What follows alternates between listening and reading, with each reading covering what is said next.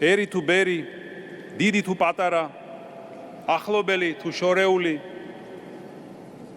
მართლმადიდებელნი თუ სხვა აღმსარებლობის მქონენი, დაობლებულნი, შვილებრივი სიყვარულით მუხს ვიყრით და უდიდეს მადლობას წირავთ მის უწმინდესობასა და უნეტარესობას, სრულიად საქართველოს კათოლიკოს პატრიარქს, მცხეთა-თბილისის მთავარეპისკოპოსს, ბიჭვინთისა და ცხუმ აფხაზეთის მიტროპოლიტს, ვიცა მეუფეს, მამასა ჩვენსა ილია მეორეს.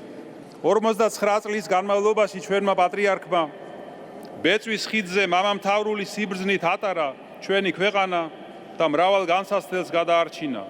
მისი ამ ქვეყნიური ცხოვრება იყო გზა მოწამეობისა, ვითარცა ზეცისა კაცისა და ქვეყანისა ანგელოზისა, შეწირული ღმერთს, სამშობლოს და ადამიანს. ამ სამ საუნჯეს იგი მთელი ცხოვრება თავ დაუზოგავად ემსახურა, რისი შედეგიც თაობებს გაჰყვება როგორც მაგალითი ცოცხალი რწმენისა, სიმდაბლისა და სიბრძნისა. მოგეხსენებათ, მან როგორც პირველ იერარქმა მოღვაწეობა ურთულეს პერიოდში დაიწყო. ჩაიბარა ათეისტური რეჟიმისგან დევნილი, დაკნინებული, შევიწროებული ეკლესია.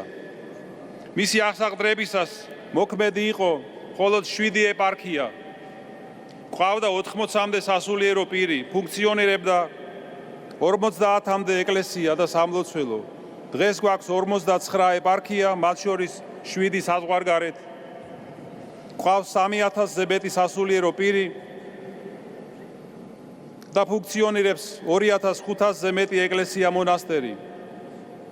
მისი მოღვაწეობის ნაყოფია ყოვლადწმინდა სამების ეს დიდებული ტაძარი, რომელშიც ჩვენ ვიმყოფებით. ჩვენი პატრიარქის ძალისხმევით წმინდანად შეირაცხა არაერთი საეკლესიო და საერო მოღვაწე.